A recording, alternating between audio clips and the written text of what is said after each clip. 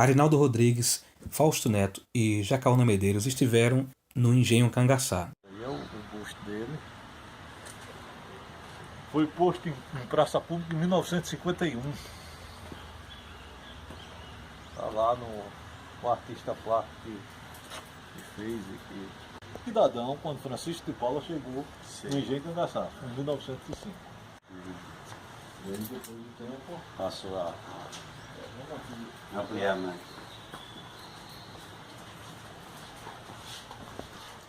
Festa aqui no Engenho, papai. E Centenário. aí sentou essa placa.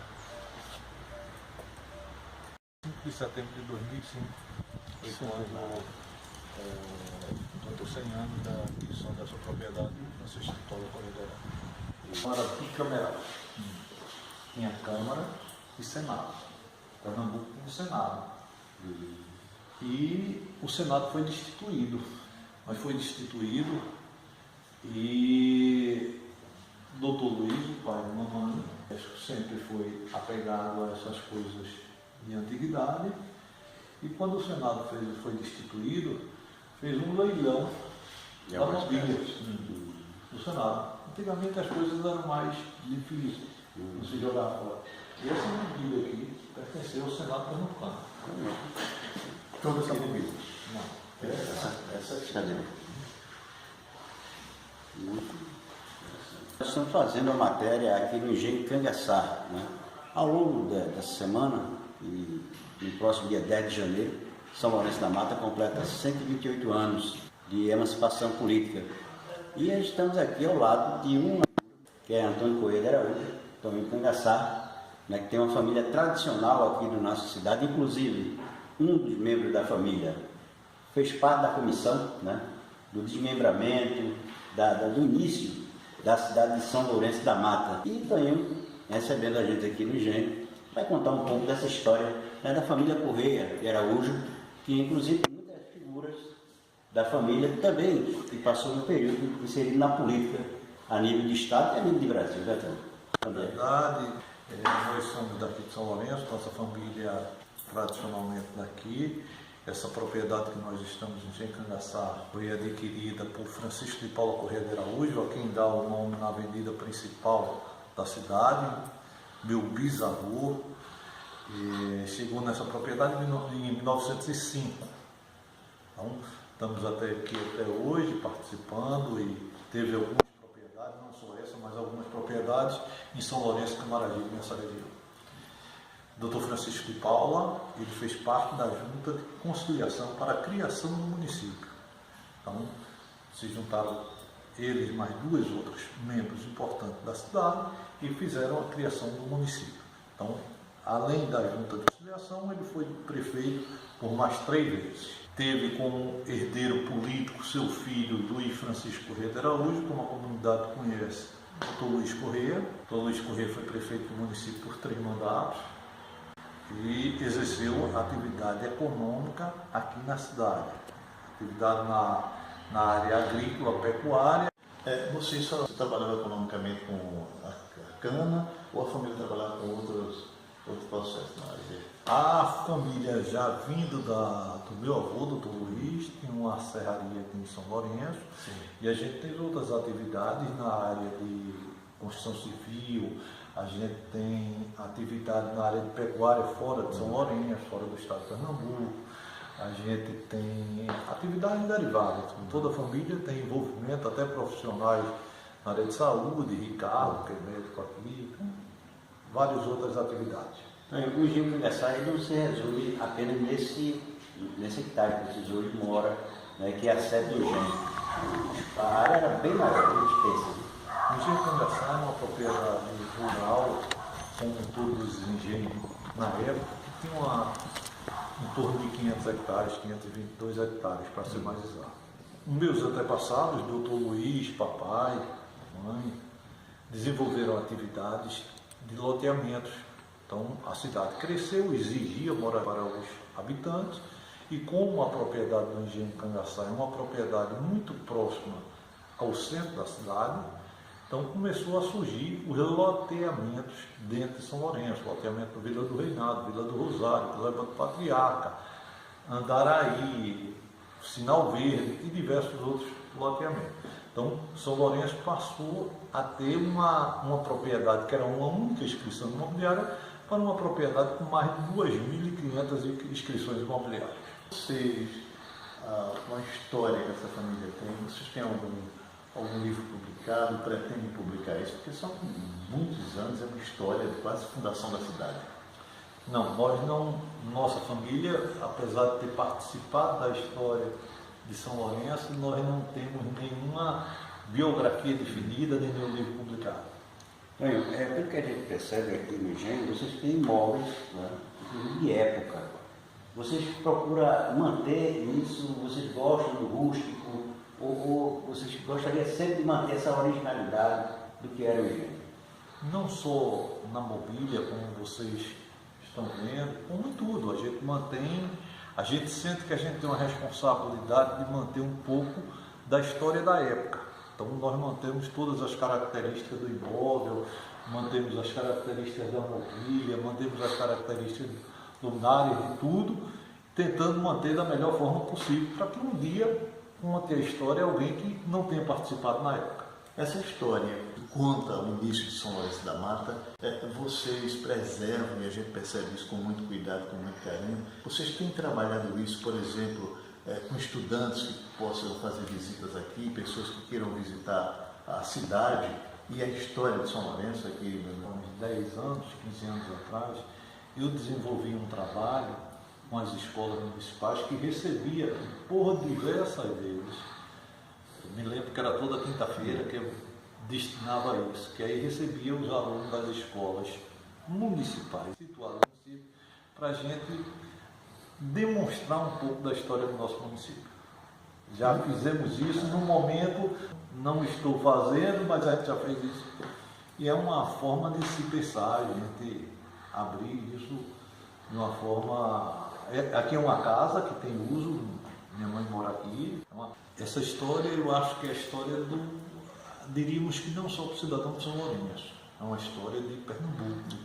É a história da cana-de-açúcar, é uma colonização, é a história do pau-brasil, São Lourenço, capital nacional do pau-brasil, como grande exportador de pau-brasil na época do descobrimento. Então, São Lourenço é uma cidade rica em história e principalmente nessa área de engenho. Acho que a gente deveria, eu como todos nós que somos de São Lourenço e gostamos dessa terra, acho que a gente tem responsabilidade em desenvolver essa história para que as crianças tenham a oportunidade de vivenciar isso, mesmo sem ter participado disso na época. Existem algumas histórias também que se contam, né? E, inclusive, eu queria saber de você se é mito ou verdade, em relação à questão dos escravos, né, que dentro dos próprios engenhos tinha senzala, pitaram os escravos, que se tem aqui, vai até a igreja, sempre inventam, né, e falam esse tipo de situação do passado. Né? Veja, quanto à escravidão, não é uma realidade da época do descobrimento do Brasil para cá. A gente teve alguma coisa da escravidão. Então, a escravidão é uma coisa que ajudou o desenvolvimento na época. Era a forma de trabalho da época, vamos dizer assim. Existiu. Nós que estamos aqui há pouco tempo nesse engenho, não temos a história real, não tivemos a vivência disso. Tem algum vestígio? Não, quando a gente faz reformas aqui, a gente encontra desse lado esquerdo da casa, a gente encontra tijolos que aí a gente deduz que onde eram as senzalas, as coisas.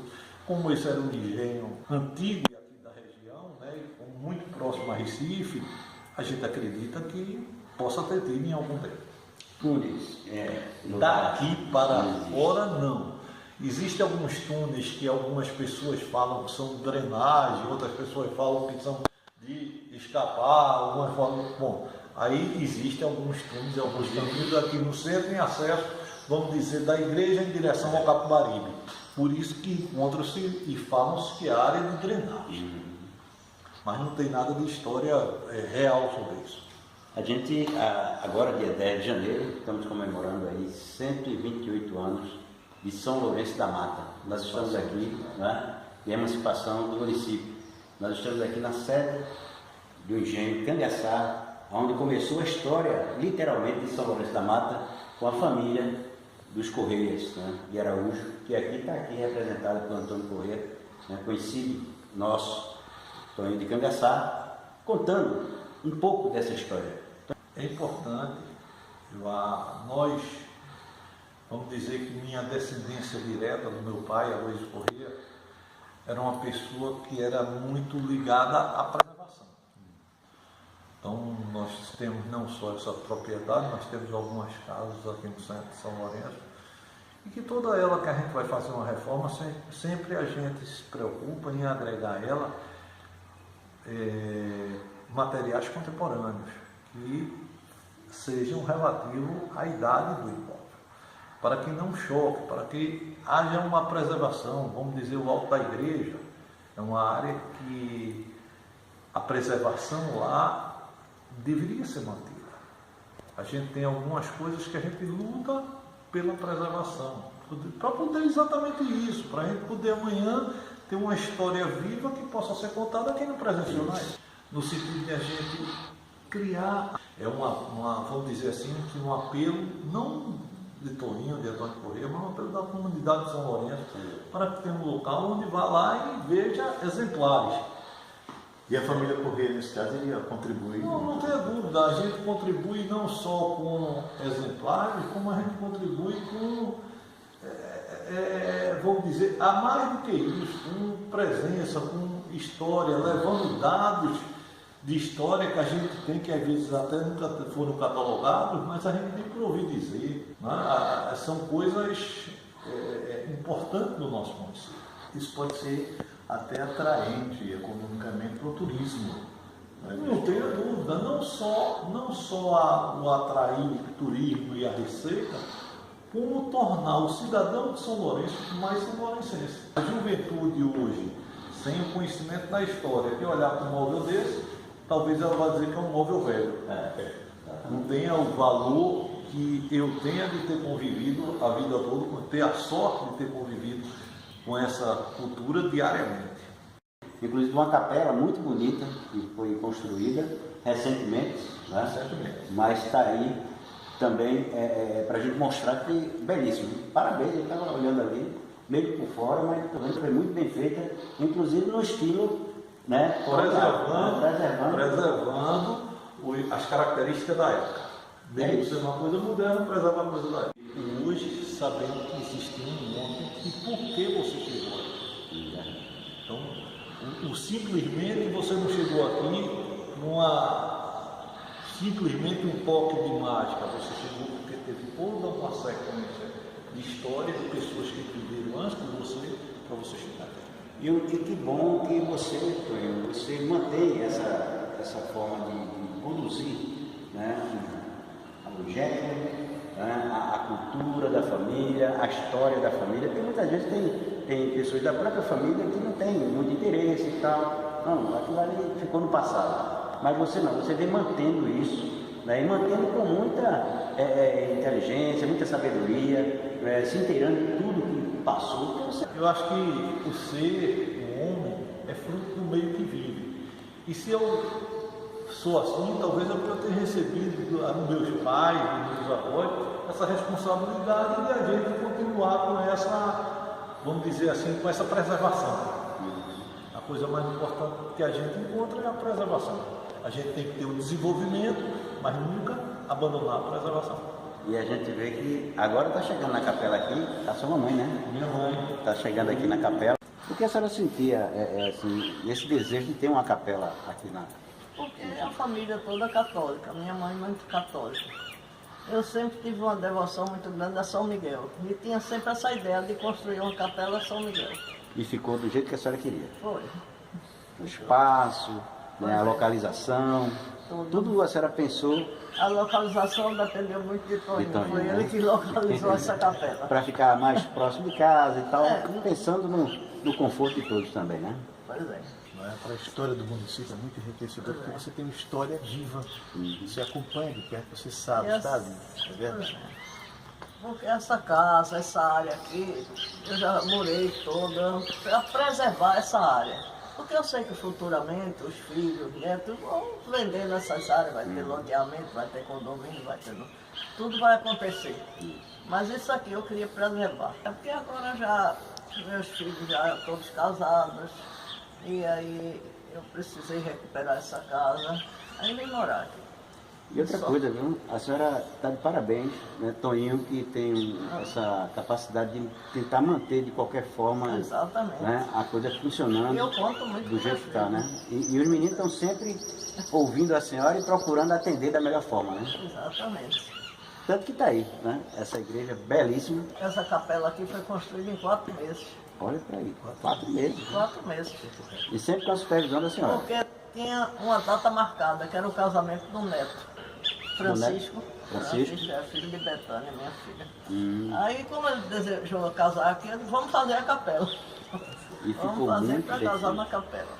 E como vocês pensaram do desenho, Toninho? Aí Não, aí foi um arquiteto. arquiteto, ideia. Você dava a informação e ele lá foi A mãe criando. via os locais que queria e fazia a adequação do que ela queria, até chegar a um ponto que aprovou e edificar. Porque ele quis fazer uma casa semelhante, a capela é semelhante à casa.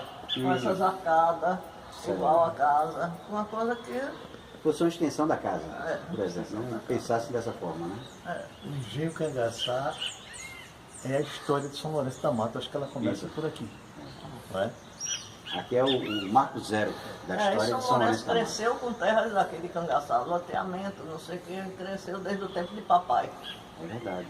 Toninho estava contando essa história e poucas pessoas sabem disso, viu, Toninho? E a partir de agora, né, vai ter oportunidade através do bloco de generalidades aí. A gente vai levar essas informações, porque eu acho que é a cultura viva e a gente não pode deixar se apagar de uma hora para outra, porque a gente sabe da luta que vocês tiveram, né, para construir tudo isso aqui e manter, na mais verdade, difícil do que essa É história. muito mais difícil. É muito mais difícil, né? Aquela árvore ali, que Ah. você está vendo de pau-brasil, Do lado do outro lado. Aí. aqui, ali, foi do outro lado, aqui de Certo. pau-brasil, perto de pau-brasil. Ah. Foi plantado no ano 2000 pelos alunos da rede pública do município, em comemoração aos 1.500 anos do Brasil. Vieram Rapaz. conhecer a história e E plantar. ali plantaram. E você tem cuidado dela, Não, tá mantendo ali. sempre, né? É o engenho Cangaçá, né? Que como o Toninho já bem disse, e a dona Luísa, né? Disse que pode, que vai criar o espaço, né? Claro, com toda a organização, por parte da secretaria e da família aqui, o tempo que estiver disponível, para falar da história e mostrar esse espaço que realmente faz parte, né, da vida do povo de São Lourenço da Mata. E quem mora aqui há mais tempo sabe muito bem, né, da importância da família Francisco Correia de Araújo, tanto que a avenida principal da cidade, que é a Dr. Francisco Correia, está ali o busto. Inclusive a gente falou sobre um busto que foi colocado na praça que vocês cederam, né, e lá colocaram o Barão do Rio Branco. Muita gente confunde, né, Antônio? Exato. Mas ali é o Francisco de Paula Correia de Araújo. Ali, fica ali em frente ao trevo, né? É muito isso. Supermercado, né? Foi que Francisco de Paula foi um dos fundadores da cidade. Essa história de São Lourenço da Mata, tem muita coisa ainda que a gente vai mostrar para você. Deixa assim só para o cachorro da... Muito novos. Tem Os cachorros, ele sai voando tudo. Que sala aqui, né? É muito essa sala. Cristaleira, né? Cristaleira, né? Muito bonito, muito perfeito, né? ela data porque ele desenhou esse e um retrato do meu bisavô. Aí, no do bisavô ainda se vê bem a data, ele nessa época tinha 15 anos. Mas meu pai com 18 anos perdeu o pai dele. Foi aqui da casa da minha mãe. Esse tem um retrato meu quando era bebê. Olha, uma foto da Dona Luísa quando era bebê. E ela foi criada aqui dentro mesmo.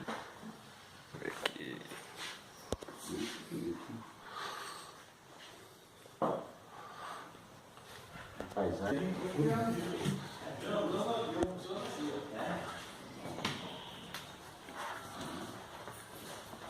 dá trabalho de cuidar disso e conservar. Prata aí, ó, muito bem conservado. Em 1964,